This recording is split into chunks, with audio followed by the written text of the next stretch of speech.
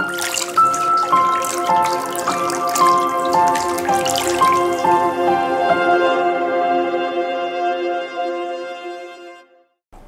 pagi Bapak Ibu Saudara yang dikasihi Tuhan.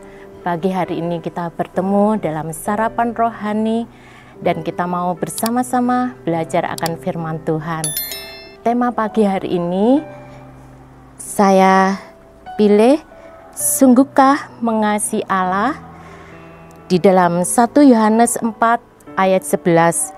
Saudara-saudaraku yang kekasih, jikalau Allah sedemikian mengasihi kita, maka haruslah kita juga saling mengasihi. Bentuk mengasihi Tuhan itu seperti bentuk salib. Kita dengan Tuhan arahnya ke atas. Kita dengan sesama kita sejajar. Jadi bentuk salib.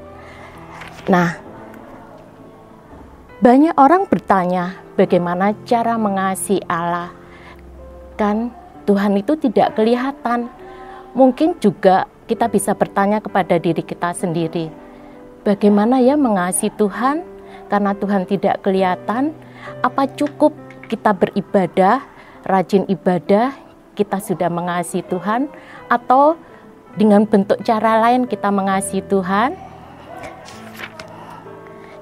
Kita mengasihi Tuhan bisa kita lakukan dengan cara satu, yaitu memiliki hubungan yang intim dengan Tuhan.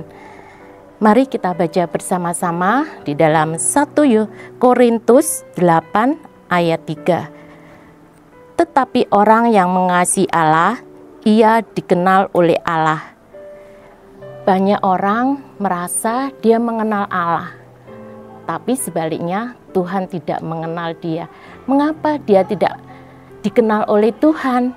Karena tidak memiliki hubungan yang intim dengan Tuhan, karena tidak memiliki hubungan yang karib dengan Tuhan. Jika kita mengenal Tuhan, kita bisa dengan cara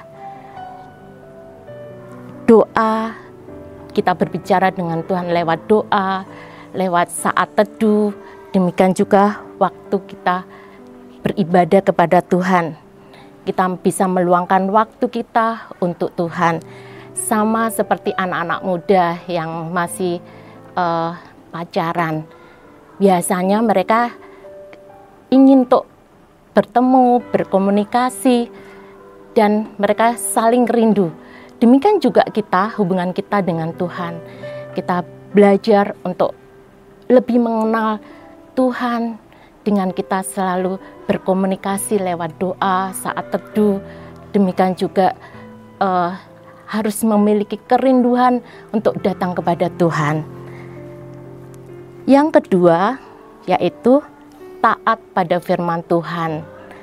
Mari kita baca bersama di dalam 1 Yohanes 2 ayat 5. Tetapi barang siapa menurut firman-Nya, di dalam orang itu sungguh sempurna kasih Allah.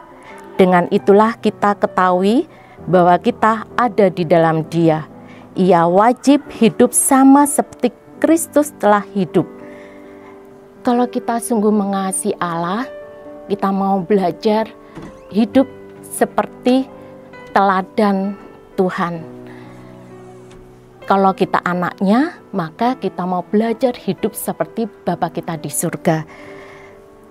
Ada firman Tuhan katakan, bukan setiap orang yang berseru kepadaku, Tuhan, Tuhan, akan masuk ke dalam kerajaan surga.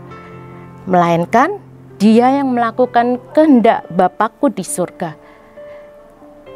Tidak hanya orang sekedar memanggil nama Tuhan, Tuhan, tetapi orang yang melakukan kehendak Tuhan dalam hidupnya, itulah yang dia mempunyai kerajaan surga. Mentaati firman Tuhan adalah wujud kita mengasihi Tuhan. Sama seperti anak kepada orang tua. Kalau anak mengasihi orang tuanya, dia akan mendengarkan setiap nasihat orang tuanya dan mentaati apa yang orang tua mau dalam hidupnya. Taat bukan hanya cocok dengan hati kita. Demikian juga firman Tuhan. firman Tuhan tidak hanya kalau kita cocok dengan firman Tuhan, itu yang menyenangkan hati kita saja yang kita terima. Berkat, perlindungan, kesehatan yang Tuhan janjikan. Tetapi kita juga harus mau menerima hal yang pahit. Firman Tuhan yang tidak enak kita dengar. Firman Tuhan yang menusuk hati kita karena mungkin memperbaiki kelakuan kita. Mungkin juga karena firman Tuhan yang keras, kita mau menolaknya. Tapi kalau kita taat akan firman Tuhan, kita belajar menerima hal yang firman Tuhan yang pahit sekalipun, karena itu untuk kebaikan kita. Sama orang yang sakit. Orang sakit di rumah sakit dibantu supaya untuk sembuh dengan minum obat. Minum obat itu kan pahit. Nah, mau tidak mau mereka harus minum karena akan membantu kesehatan mereka. Demikian juga dengan firman Tuhan. Kita mau menerima yang baik, juga menerima hal yang pahit, yang tidak enak kita dengar, tapi itu untuk kebaikan kita, supaya kita mau dibentuk Tuhan seperti kehendaknya. Demikian juga kalau kita mengasihi Tuhan, tidak hanya sekedar kita ucapkan, Tuhan saya mengasihi Tuhan. Tidak cukup kita ucapkan dengan lidah kita, tetapi Tuhan mau kita wujudkan dalam kehidupan kita sehari-hari. Mudah berkata, tapi sulit kita lakukan. Biar kita minta kekuatan dari Tuhan supaya kita mampu melakukan firman Tuhan dalam kehidupan kita. Yang ketiga, yaitu mengasihi Tuhan dengan cara juga mengasihi saudara. 1 Yohanes 4 ayat 20. Jikalau seorang berkata, aku mengasihi Allah, dan ia membenci saudaranya, maka ia adalah pendusta. Karena barang siapa tidak mengasihi saudaranya yang dilihatnya, tidak mungkin mengasihi Allah yang tidak dilihatnya. Firman Tuhan ini jelas ya Bapak Ibu Saudara.